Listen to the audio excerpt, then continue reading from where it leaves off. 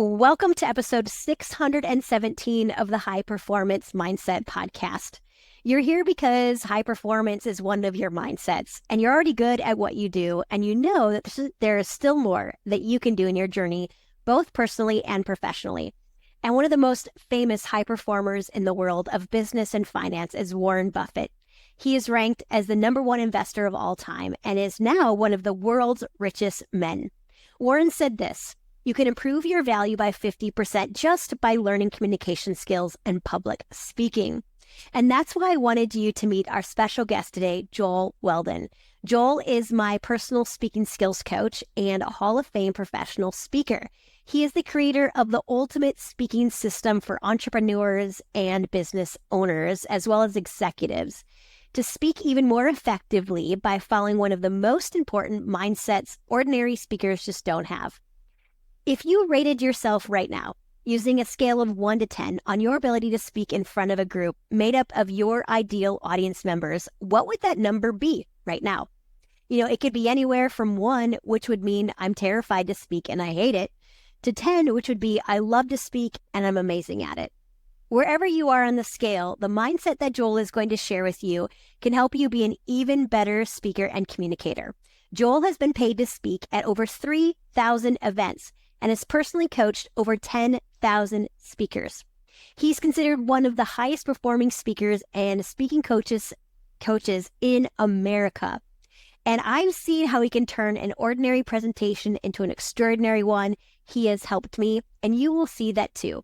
Please welcome my coach, my friend, and hopefully the man who's going to help you become an even better speaker.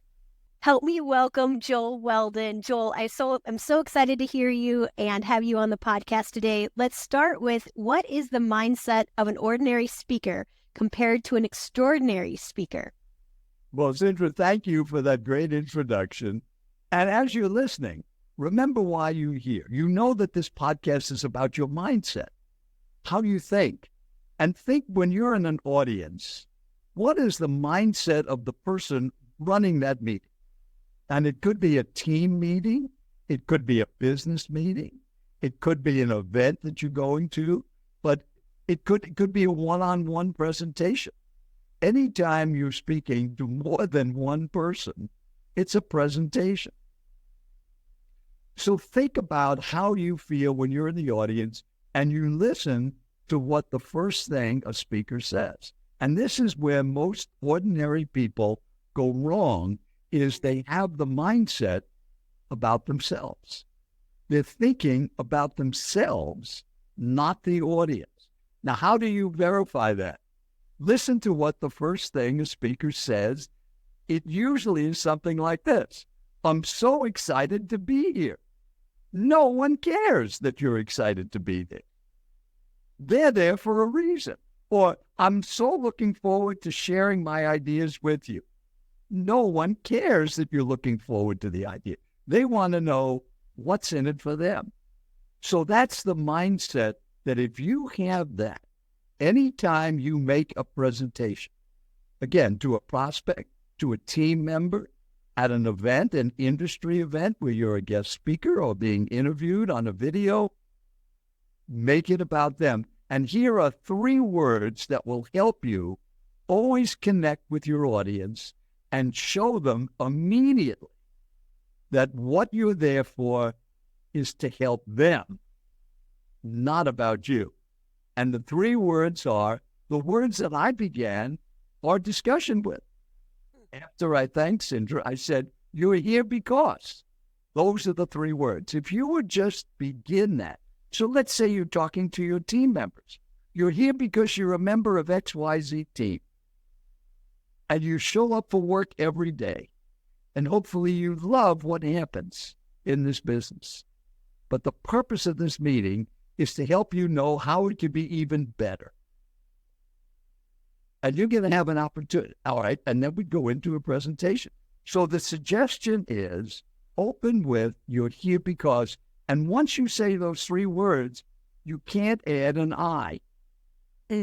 And there's a difference. So here's your assignment. Look at the last email you wrote to a client or a prospect or a team member or a supplier. Look at the first two paragraphs. Circle the number of I's versus the number of U's. And that's the magic mindset that can help you take your speaking and communication skills to an even higher level. When you get home tonight and talk to your family, if you've got kids or a spouse or significant other, is the first word I or is the first word you? Oh, wait till I tell you what happened to me on my day. No one cares. Well, that's not true. Your family does care. But what if you began with, tell me about your day? What did you do that was exciting? What was the best thing that happened to you today? So that's the mindset. If you can get yourself out of the way and make everything that's going through your brain when you have to speak in front of a group about your audience, about your listener, not about yourself. Now, that doesn't mean that you can't share your personal story, that you can't talk about your feelings, but not in the opening. The opening sets the tone for everything. And it's amazing in watching thousands of presentations and having coached thousands of speakers, how the opening is about them. Professional speakers do that. I'm so excited to be here. And boy, did I have a difficult time getting here. You know, when I took that flight from Phoenix, it was delayed. I couldn't make the connection in Dallas. And they go on their trip. No one cares. I knew you were going to say that. No one cares. And of course, Sindra knows when I say that working with her, when she gets into some of these wonderful stories, but there's a word to add when I say no one cares. So as you're listening, when you think that no one cares, put the word unless in. No one cares unless what you're saying can meet one of their needs or overcome one of their fears or concerns or worries, or reinforce one of their successes or the positive things that have happened. That makes it about them. You can certainly, as I said, add personal things only if it's relevant to their situation, their needs, their fears, their victories. So does that make sense? And you're a professional speaker. You know this, Sindra. Yes, this makes sense to me. And Joel, you know, one of the things that I've really appreciated about working with you is lots of different things, but I'll share the power of what you just said is typically I've had a traditional intro where the person comes up and says, here's all the great things that Sindra's done. Since working with you, we start with why they're here in the introduction. And then there's a few things that are most important about my work so that they buy into what I'm talking about, right? But it starts with them. And I've changed my opening so that it does start with like, you're here because. And you know what I noticed the first time I did that is in a traditional intro, when someone intros you, people are kind of looking at their phones and they're like, they don't really listen. And then all of a sudden it's like, you're here because, and people look up and they pay attention because they're talking about them. Right? So that's the power of what you're sharing. And even if you're not a professional speaker, I've learned so many different things from you that just continues to help me be an even better speaker. And I want to talk about the even better part. And I love the words that you use. And tell us a little bit about why you use the even better. Let's start there. Well, okay, that's such a great. Well, I'm glad that these ideas have been so helpful. And as you're listening, the chances are you're not a professional speaker, but you're a professional at something. And since everything Sindra talks about is your mindset determines everything, if your mindset is always about your audience or the listener, how does this help them? That gets you out of the way. So as an example, one of the tools in these systems that I've created is if I said to you as you're listening, this can help you make more money. Or this can help you get in better shape. Do those sound like good statements? Make more money, get in better shape. But if you listen carefully to what was said, it really infers you're probably not making a lot of money now. This can help you make more money because you're really struggling financially. Or this will help you get in better shape because you're not really in great shape. But when you add the word even in front of the words more or better, everything changes. So listen to that same statement again. This can help you earn even more money, which says you're financially successful, you're doing well financially, but there's still another level that you can get to. Or this will help you get in better shape. This will help you get in even better shape. You're good now, but there's another level of fitness that you can achieve. And it gives your audience and listeners credit.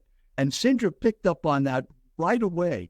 So when you look at your emails, counting those I's and U's in the first few paragraphs, look through your email, see if you've used the word even the word better or more, and reread that typed out sentence in your email and mentally put the word even in front of more and better and watch how it changes what you said. And that's something you can use today because you're going to use those words better or more sometime this day. So does that make sense? Absolutely. And I've used this, the even more, even better in conversations with my family, with my kids. I have 2 teenage boys, with my coaching clients. And I didn't even realize that maybe I was putting people down or making people feel bad that they, hadn't earned enough money or didn't have enough confidence. But when you say this will help you have even more confidence, then it's like, okay, they have the confidence already. But what would that look like if it was even more? So it's so powerful and a small but really powerful tweak. Joel, you said something that I want to go back to because I think I want to reinforce this with everybody listening. And you said you gave people need, fears, and victories. You call it the NFV. And what I had done since working with you is listed on my notes before I go on stage their needs, fears, and victories so that I have that in my mind and then I can work that into the conversation and, my talks even more. How can we specifically use need, fears, and victories if we're a speaker, a professional speaker, or let's say we just want to influence people more in our sport or in our job? Oh, that's great. Well, let's just talk about a team. Let's say you're speaking to a team. Maybe you're a coach or a player or a team leader. Or let's say in your business, you're talking to your team, which be your associates, your employees, or those that you work with. It could be your suppliers as well. So in either of those cases, if you began by thinking about who is your audience and what do they need to know about the subject you're talking about. So let's use a business situation. Let's say you have 10 people on your team and you're talking about the next quarter coming up. So you finish the first, second, or third quarter, you're going into the next quarter, and you're talking about the plans for your business for the next quarter. And normally what the ordinary leader says is, I'm so excited about the next quarter. Remember, no one cares. So the statement should be, you're here because you're part of XYZ. And you've just finished a wonderful quarter. Give yourself a big hand because you broke all kinds of records. Congratulations. Okay. The question is, what do we do in this next quarter? So you're going to know in our time together, all right, so that opening, even though these are people that know you and work with you all the time, make it about them. So if you had done what Sindra does before every presentation, before you did that team meeting, whether it's a sports team or a business team, and you wrote down, all right, so the plan is talk about what's coming up in the near future. It could be in a team for the next game or a business for the next quarter. So what's coming up in the next situation of time? What do they need to know about that? Well, they need to know where we are now. They need to know if there are any changes coming up. They need to know if there's any additional things they weren't aware of. So make a list of those things. Then fears. Now, fears don't mean terrified like in a horror movie. Fears mean worry or concern or What keeps you up at night? That's a fear. So could that be, well, how do we beat last quarter's or last team's victory? I mean, that was unusual. I don't know if we can do that again. That would be a fear. Or maybe there's increased competition. Maybe the competitors are getting stronger and you're not, and that could be a fear or worry. Or maybe there's some changes in legislation. In sports, they make new rules. In business, they have new laws. Could be tax changes, could be changes in interest rates. Those could be all the fears. So needs, what do they need to know about the subject at hand? What are they concerned about when it comes to this next quarter or the next game? And then the victories, what's been working? What made that last quarter or the game victory so special? What gel? What were they already doing that you could help reinforce? And why Sindra likes that little NFV formula is because there's 6 words you're never going to hear if you have to talk to people. Are you ready for those 6 words? I'm ready. You know what they are. Talk as long as you want. No one is going to say that. Even if you run your own business and are doing a team meeting, you could talk for weeks about what you know, but nobody wants to sit there and listen for weeks. If you're a speaker like Sindra and I are, nobody's ever said that to me in almost 50 years. Joel, get up there and talk as long as you want. You've got 10 minutes, you got 20 minutes, you got 30 minutes, you got 45 minutes.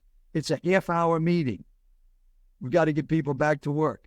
Okay, so because there's so much material you have in your mind, you know so much, you have such a passion for what you're doing, your mindset is about your career and your business. How do you know what to talk about if you only have 10 minutes, 20 minutes, 30 minutes? And that's where the NFVs come in. So what I've encouraged Sindra to do and all the other people I work with is the only thing you can talk about is something that meets a need the audience has or helps them overcome a fear or worry or concern. That you can talk about. Or reinforces a victory, a success, or achievement that they've already had that we could use as we move forward. And that's the way that you create a message that so connects with an audience. And yet, as you think back to your experience listening to speakers, how many times have you been at a meeting and the speaker says, yes, matter of fact, I just came back from a trip to Paris. I've never been to Paris before. And I don't know if you've ever been there, but when we saw the Eiffel Tower, no one cares. That is not relevant unless the team is going to Paris. It's true. So that's how the NFB formula works. Does that sound good? Yeah, that sounds wonderful. And what I love about that focus, Joel, is that you're really thinking about the audience and what they need. What are their needs? What are their fears? What are their victories? And there's a lot of people who might ask me from a mindset perspective, how I get really nervous before I speak. What do I do to really be more confident, really? Because that happens to a lot of people. Speaking is sometimes people's number one fear is raising their hand or getting up and delivering a talk or a speech. And one of the things that I usually tell people is, can you focus on them and not you? Because I know times where I've been really nervous, it's self-focused, where I'm worried about what they're going to think, or they're going to like what I'm saying. But if you're using the needs, fears, and victories, you're focused on them. And also, you're going to serve them more powerfully because you are thinking about them and not you, right? And so it's just going to be a more powerful talk, whatever you need to give. Absolutely. Well, you mentioned about the fear of speaking. And Jerry Seinfeld, that wonderful comedian, had a great statement. He said, at a funeral, the person giving the eulogy would rather be in the coffin than standing up and speaking in front of the group. In other words, that would be better than having to get up in front of a group. And that's why it's one of the top 10 fears of people is speaking in front of a group. But when you do what Sindra said, when you get yourself out of the way. So let me give you a metaphor of how that could work. as you're listening, just suppose that you're a paramedic and you're going to work, but instead of just a normal work day, it's a banquet they're having, and you're dressed up in your best clothes. Whether you're a man or woman, you're really wearing beautiful clothes. You're driving to this event, and you're on a lonely road, and in front of you, you see an accident. Car has hit a tree, and there's a person laying out on the road, bleeding from a leg wound, and you're a paramedic. Now, what would you do? Would you just say, I'll call 911 because I'm going to a banquet? Or would you stop your vehicle and help? You stop your vehicle and help. You would stop and help. Absolutely. Yes. You're a paramedic. You know what to do. So you jump down out of your vehicle, rush over to this person, get on the ground, see this leg wound, take off a piece of your clothing, make some kind of a tourniquet, try to stop the blood. In the meantime, you're covered with their blood. You're down on the ground. You're getting all messed up. So here's the question for you. If that was actually happening, would you be thinking about your clothes, or the shoes are getting scuffed up, or my knees are on the ground and I've got to go to this banquet, maybe I shouldn't be doing? I don't think any of that would be in your mind. Your only thing you would be thinking about is, how do I stop this bleeding? I've got to save this person. Then I've got to call 911. But before I even do that, I'm going to stop this bleeding, because they could bleed to death right now in front of me. And there would be no thought of your body, of your clothes, of the time involved. All of your focus would be on helping that accident victim stay alive. Would you concur with that? Sindra, you're the audience. Absolutely. Absolutely. Yes. What if you had that mindset when you spoke? When you're in any group, all you're thinking about is how this is going to help them, how it's going to meet their needs, how it's going to help them overcome their fears and worries, how this is going to reinforce the things that they're doing so well that they can keep doing this, the mindsets involved in those achievements that they've had. And when you do that, you get yourself out of the way. And that's the key to being an effective communicator, is forgetting yourself. It's not about you. It's not how you look. It's not how you sound. It's not what the audience is going to be thinking. It's about the ideas that are going to bless them, that are going to help them. And it's amazing when people make that switch, when they rated themselves on that 1 to 10 scale, a 1, 2, or 3, terrified of speaking, they realized that when they felt so uncomfortable, it's because they were thinking about themselves. How am I going to look? How am I going to sound? What will they think of me? What if I forget something? What if I don't? What if I stumble? What if I start sweating? That's all self-directed. But when you make that mindset switch to it's about them, not about you, it's amazing the peace and the calm that can overtake you. And you have been in that state. When you are in an unselfish state, you feel so at peace because you're not thinking of you. You're thinking of them. Joel, there's a couple of things I want to share. I think about the research on flow and the flow state. And when you're thinking about your thinking, that actually disrupts your flow. And when you're focused on the outcome, like, will people like you? That disrupts your flow. And when you're focused on yourself, that also disrupts your flow. So you're more likely to get in the flow state when you're focused on someone else. And the evidence I can give of this is there's a talk I was given to teachers last August, and it was about an hour drive for me. And I just thought about the teachers the whole hour on my drive. And when I got there, I was so much more connected to them because I had really tried to get in their needs, their fears, their victories, what was going on with them. And it was one of the most powerful talks I gave. And one of the things that I did to kind of get there, and I still do this before every talk, is I just put my hand on my heart as a way to kind of just get connected here, and I think when we're focused on ourselves, we're in our head, we're questioning if we know what we're doing, we're questioning if they're going to like us. When we're in our heart, we're connected more to our purpose and serving and giving. And so that's one of the things I do let's say a couple minutes before I go on is just hold it here. Because that action reminds me to like get focused on them and not me. It's so easy before you're going up there to be critical of yourself. And again, if you go by that sarcastic statement I made, no one cares. and especially if you get yourself out of the way, it means that you don't perform. And this is something that's taken over the world of Toastmasters. And I'm in Toastmasters for 54 years. So I love TED. Cool. But at the national level, it's become an acting school. And you see people performing, doing gestures and music. Nobody talks like that. So here's another important thing for you to think of how do you speaking to build what you're creating and share those passions within you. Just be yourself. That's what I love about Sindra and the way she does her presentations. And having watched her in front of an audience, she's the same as she is right now. She's the same now as she was before we turned the camera on. There's no difference. And that's how you need to be. Just be you. Now, if you're an adult, which most likely you are watching this podcast, you have lived your life up to this point with yourself. There's no effort to be you.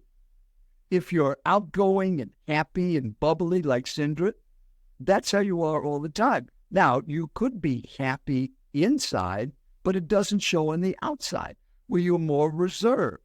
You're more of an introvert. It doesn't show on the outside. Like the guy that wins the lottery and he says, yeah, I just became a millionaire and I'm very wealthy. Somebody said, well, you don't seem very excited. Well, I am on the inside. It just doesn't show on the outside. You know people like that no matter what would happen, they don't get excited. Mm-hmm. How should you speak in front of an audience? Exactly like that. You should be you, no matter how that comes across, whether you have an accent, whether you have distracting habits about yourself. If you try to change all that, where are you focused? On yourself again. One of the things Sindra mentioned was the importance of an introduction to set up the message and how she felt so much more connected when she had a great introduction. Another thing the introduction can do is prepare the audience with something about you that might not be perceived initially as a positive. As an example, many of my clients are from another country. So when they have English as a second language, that's in the introduction. Fred, English is his actually third language. He's originally from Romania, speaks Romanian and French, and English is his third. So you're going to have to pay attention, and you're not going to catch all the words. But if you at least get half of what he says, you're going to be so much better when it comes to X, Y, Z. Okay. Afterwards, when we've added that to his introduction, people would come up and say, I could understand everything you said. It wasn't that difficult. Right. But how many times have you heard like an Englishman talk and you think, what are they from England? Maybe they're Australian. No, they could be South African. Maybe they're from New Zealand. You're thinking about all the wrong things. So in the introduction would say, Margot is from Sydney, Australia. Okay, we don't think about it anymore. She might say shrimp on the barbie a few times and mate. So just understand if she throws a few Australian words in, then it's anticipated. Now, you might say, well, that's pretty good for that. But what about the worst kind of speaker? And Sindra, if you were to make a list of what makes the worst speaker, dull, boring, and monotone. And arrogant. That would I don't like arrogant speakers. Oh, arrogant. Okay. That's what I was at. Arrogant. All right. Yeah. But arrogant might just hold your attention. Dull, boring, and monotone might put you to sleep or get you to go onto your cell phone. So let me give you a story. And the point of this story is how important it is to be you. And the story is called Boring Bob. Many years ago, I was the closing speaker at a 3-day event of a Fortune 500 company. It was their national sales meeting. And I sat in the audience because I was in just about 3 in the afternoon to 4, and then they all had to go to the airport. And I was going to close out the event. So I was there for the whole meeting. I did a little part on the opening day and then did the ending. And as I'm sitting there, the president of the company sitting next to me, who's going to introduce me, says, "This is the worst part of the meeting. I'm sorry you have to sit through this, but this is our financial report. Our chief financial officer, Bob's going to be up there, and he's the worst speaker you ever saw. Everybody falls asleep. It's terrible. But he's the only one that knows these numbers, and we got to get him up there. And, I wish there's something you could do to help him." So Bob gives his presentation, and sure enough, he was dull, boring, and monotone. And he says to me, there was a little break. He said, "Joe, can you help him? He's got to do this every year. Would you coach him this year?" I said, "Well, if he's open for it, I'm open for it." So basically, later that year, I get in touch with Bob. He's preparing for the national sales meeting. And he said, "So you're going to fix me?" I said, "No." He said, "What do you mean? The president said I've got to make the presentation, and he hired a speech coach." I said, "No, I want you to do exactly what you did every year, with two exceptions. Let me write the introduction, president to use, and let me give you your opening statement." Okay. He said, "Sure, that's it." I said, "Yeah, do everything the same. You mean I can walk out there with my notebook, look down and not look at the audience and just read numbers?" I said, "Yeah, that's fine." He said, "Okay. So does this make any sense to you at this point?" Probably not. I mean, he's dull, boring, and monotone. So here's basically the gist of the opening, not word for word. So the president gets up, says, "All right, this is the part of the meeting that nobody looks forward to. This is our numbers part. We're almost finished with a 3-day meeting, and our chief financial officer, Bob, is going to give you all the numbers for the year," and everybody falls asleep. Because Bob is boring. Matter of fact, at the corporate office, we call him Boring Bob. If you look in the dictionary under the word boring, you would see Bob's picture. If you've ever talked to him, you know he is monotone and boring. However, the numbers are so critical for you this year, as they are every year. So that's why he does this closing session. But we have some new rules for you. Rule number 1, if you're in the audience and the person next to you starts falling asleep, it is your job to wake them up and nudge them, because they got to listen to these numbers. Now, for those in the front row, and then I wrote on the introduction, point to every person in the front row. And then the president goes, "For those of you in the front row," and he goes all the way through that, points to everybody. Your job is, if Bob falls asleep while he's talking, you have to run on stage and wake Bob up. Well, by now the audience is hysterical. And Bob comes out with his notebook, looking down to the lectern, puts the notebook on the top of the lectern, and they give him a standing ovation. Oh, wow. Before he started. And he just looks down and he says, "Well, thank you for that. I know some of you know that Evelyn and I have been married for 27 years, but on our first date, she slapped me. I wasn't fresh. She just thought I was dead." The audience goes ballistic. And then he says, and this was the part I wrote for it, he said, I wasn't dead, but I know I look like I'm dead. As I stand up here, I know I'm boring and I'm monotone, but these numbers are the key to your year. So based on the meeting you heard, please nudge the person next to you if they start falling asleep. And those in the front row, you might be running up here to wake me up, because I get tired from doing it. And he gave the same presentation he'd always done. He got a standing ovation at the end. And on critiques, he was the highest rated speaker for that meeting. Oh, They wow. loved it. I kept in touch with them for about 8 or 9 years. And every year the president would write, "He's never changed anything. He's always the same boring Bob. Every year he works on boring jokes. He is so smart. He figured out that's the key. And he creates these boring stories of how boring he actually is. And they love it. And he's still the highest rated speaker every year by being dull, boring, and monotone." Now, what does that mean for you? Not that you have to be dull, boring, and monotone. You can be yourself. Just let the audience know that, like Bob said, I don't let it show on the outside. He said that I was excited on the inside, but it doesn't show on the outside.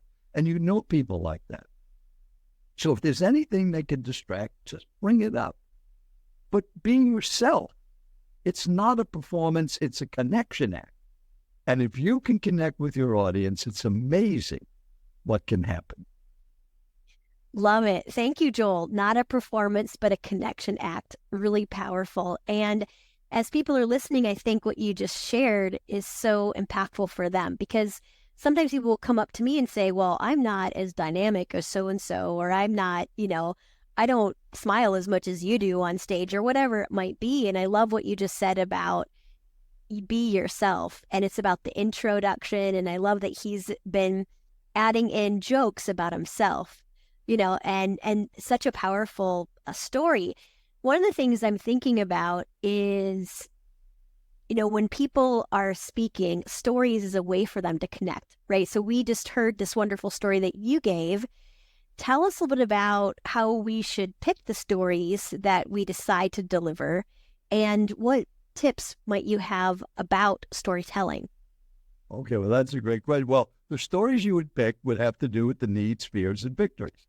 So the story I picked about Boring Bob was to make the point about you being yourself. As you're listening to this podcast, to be yourself. Notice when I started that story, I told you the point. Yes. Point of this story, it always opened with the point of the story. There's a tendency for speakers to say, so there I was, at a national sales meeting. No one cares. But when they know the point of the story is on how they can be themselves, and this is a metaphor, an example of what you can do. So that's where the story comes in. And then if you could put them in there, did you feel when I pointed to people in the front row that you were sitting in that meeting? And I mean, you're looking up at the stage, seeing this boring guy hiding behind a lectern with a big notebook of numbers. Yeah, I could picture it. You can picture it. So that's the key to that part, is doing it. But I think we also should talk about how to end any message. If the opening is about them, you're here because, and eliminating the I's, making it the U's, how do you end a message? Well, usually there's a call to action. So if you're doing that team meeting, let's say, so the call to action would be, here are our numbers for the next quarter. Here's our plan to get there. We're going to increase our advertising. We're going to do this. We're going to do it. That's the call to action. So your job is to embrace that and put as much effort as you can, and let's end this quarter even better than the last quarter. But that should not be the end of the message. That's where most ordinary speakers end, on a call to action. But what if you ended beginning with the word picture or imagine? And now you painted a picture of what your audience's life would be like when they've done the call to action. So let's go back to that team meeting of yours. So you've given them the call to action. Then you say, imagine. Yesterday was the end of the fourth quarter, and you saw the numbers. And you and your teammates finished higher than ever. There was a record-breaking year. Not only has your bonus been larger, but you had that sense of satisfaction of doing amazing things that have never been done before in this entire company's history. And you feel so excited about what you've done. That's what can happen when you implement those three ideas. Now let's go out and make this the best fourth quarter ever. Bam. In other words, end any message by painting a picture of what their life would be like if they did what you said. So here's maybe a clear example. Let's say your message was on fitness and to get into great shape. And you've talked about all these things, and the call to action is stop eating junk, exercise every day, hang around with fit people. And that's the call to action. Then you say, now picture this. It's 3 months in the future. You just step out of the shower. You pass a full-length mirror and you look at yourself standing there naked, and you smile for the first time in years. All that excess fat is gone. You've had more energy in the last few months than you've ever had. People are stopping you, telling you how good you look and how fit you look, and you have so much energy during the day. How did all of that happen for you? Because you stopped eating junk, you exercised every day, and you hung around with fit people. Now go out and claim that body within you. End it with putting them in that picture of whatever it is the call to action was about. You like that as a standard ending, picture or imagine, and you can't go wrong. And it's all about your audience and the benefits they're going to get from the wisdom that you shared. And they're going to be more inspired because you left them with something that they could think about, and that's going to actually motivate them and inspire them to action is by using that imagine idea or picture. You know, one of the things I'd never done before, Joel, is to tell the people the point of the story before the story. And I think that's so powerful because I was listening to a speaker a couple weeks ago, and he was telling a story, but I didn't really even get the point of the story. And then at the end, I was like, what was the point of the last 10 minutes of the story? I don't know, because he never told the point. But if he told the point right up to the beginning, it would have helped me follow the story a lot better and then think about how I could relate to the story. Well, you're bringing up another point. I'm sure in the speaker's mind, he knew the point of the story. Mm-hmm. And that's part of the challenge that most ordinary speakers have is they think like a speaker. But you have to think like your audience. And the audience doesn't know what you know. So you need to make things impossible to be misunderstood. One way of doing that, one of the tools in our system, is define your terms and define people. So in the introduction, you mentioned about Warren Buffett. Yeah. All right.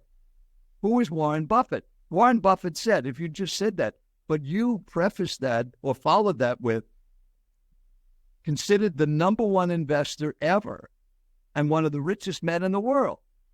Oh, that Warren Buffett. Or I didn't know about him, but sounds pretty good. So that's one of the tools to make sure that you don't fall into the trap like that speaker who told the story and nobody got the point, because if you didn't get it, I'm sure nobody else got it. Mm-hmm. He knew the point or she knew the point, and they assumed the audience would get it. You can't assume the audience knows what you know. So set up a story or an example with the point that it makes without giving away the impact of the story, and make sure that it is relevant to the message or the point that you're going to, which would be your call to action.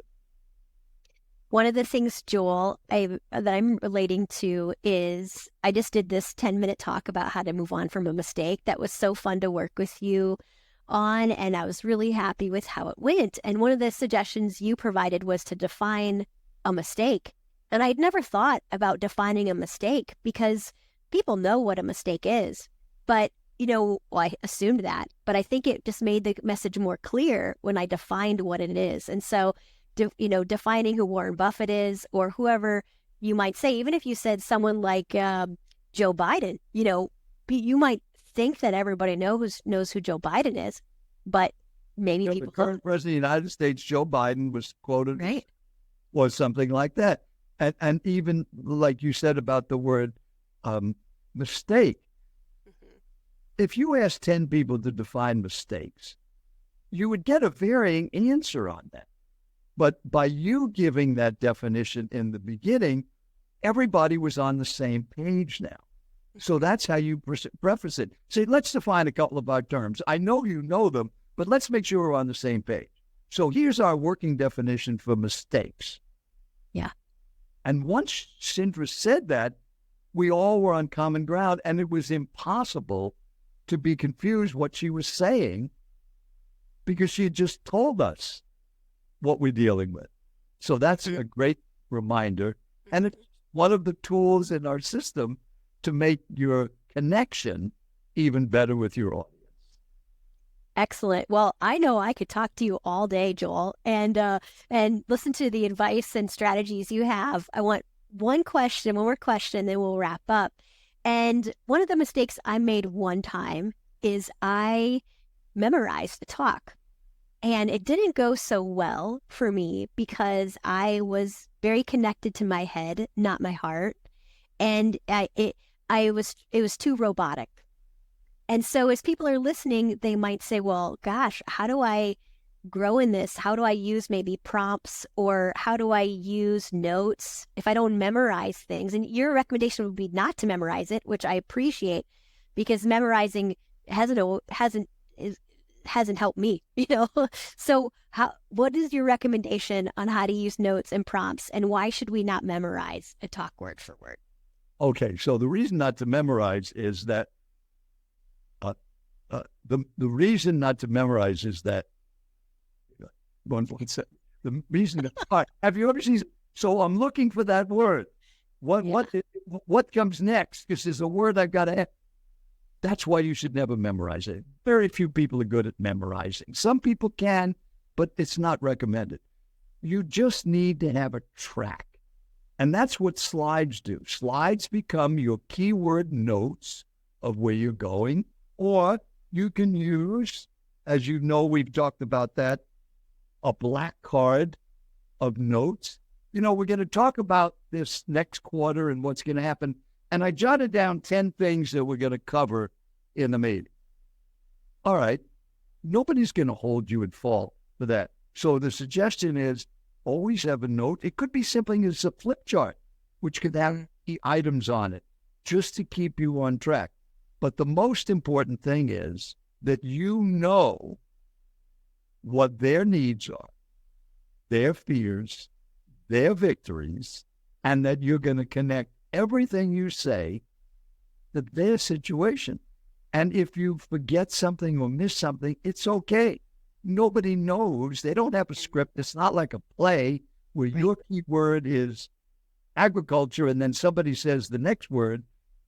That's why you don't need to memorize things, but you need to be familiar. You need to have a track. So slides become a great way to do that. A printed handout. You can have the 10 things on a printed handout if it's a team member. We're going to talk about advertising. We're going to talk about marketing, price increase, competition, suppliers, whatever that is. And you say, okay, so we're on idea number 5, which is suppliers. You should know, if you're running the meeting, what you're going to say about suppliers. And maybe on that sheet of yours, you could have a price increase, delivery delays, past problems solved. And you would know what to say. So does that make sense? That makes complete sense. And I think that's really practical that people can use. So Joel, first of all, thank you so much for bringing your ideas and being on today, and just with your energy and your passion. I love it. You're always learning and you're always growing and always serving. So thank you so much. And I want you to share with people about your ultimate speaking system, how you work with people. If people were listening and said, I need to have Joel as my speaking coach, and I would give you a great recommendation and say, absolutely, you should have Joel as your speaking coach. It's helped me level up my own speaking and my own influence. So tell us how people can reach out to you and the type of people that you work with. Okay, well, you're the type of people I work with, not because you're a professional speaker, but because you're a communicator. You work with professional athletes, you work with businesses. Anytime, as you can see the slide above me, using speaking to grow your business. If you are out communicating and doing interviews and videos, that's what this ultimate speaking system can do. And there's really 2 options. We have the one-on-one coaching, which I do with Sindra, which is very limited. I only take a couple of people every month, and I'm so blessed to have her because she's such a joy to work with. As you can tell from this podcast, she's just such a sponge for material and implements it right away. And it's very different. If you've ever had a coach, you get a certain number of hours or time. I don't do that. So once Sindra hired me, we never count hours. We don't have time. She has me forever. As long as I'm alive and working, she can use me. And then, of course, you can look at me and see that I'm not 20 years old. She has a 1-year guarantee that she has me at least for a full year. And at the end of that year, we just keep going, and you never pay another penny. So one-time investment. I love that. And you can use me as much as you want. Mm-hmm. The other part is we have all of these tools, videos, audios printed materials created, and a short way to create a new talk called Quick Start. And that's an online program. It's a lifetime membership too. It keeps growing and adding on. Again, you make a one-time investment and you have it forever. And my two daughters work in my business, Jenny and Jill. And Jenny is my partner and a professional speaker. And then we do monthly group coaching calls, which is included in the special offer for the Ultimate Speaking System. And you could just go to our website, ultimatespeaker.com, ultimatespeaker.com. And then there's a way to schedule a call with me if you're serious about the one-on-one. Then we can talk for 15 minutes or a half hour about your situation and see if it really would be a good fit for you. Wonderful. So ultimatespeaker.com. Yes, go ahead, Joel. Keep going. Speaker.com, yes. Excellent. Well, thank you so much for being on today. There's so many things that I continue to learn from you. I love what you talked about is, the NFV, needs, fears, and victories. Today, we talked about how to tell a story and how to start your talk, how to end your talk. And you gave some great ideas about the introduction, what that might look like. Using the even more often is really a great point. So what final advice or ideas do you have to close us off today, You Joel? know what's going to happen next. I've got to say, imagine. Imagine you're giving your next presentation. And as you've been listening, you've been taking some notes, and you know how to open and make it about them. You know how to end it. And you followed some of these suggestions and tools from the Ultimate Speaking System, and you get such great results. And you feel so good about yourself. And in the toolbox that you have gotten, Sindra, on page 148 is a summary of everything it's taken me almost 50 years to learn about speaking. Yes. And on 148 are these 22 words. And here are the 22 words for you as you're listening. Are you ready? I'm ready. Speak to your audience about what they need in an organized way they can follow and get yourself out of the way. Now go out and make it a great day.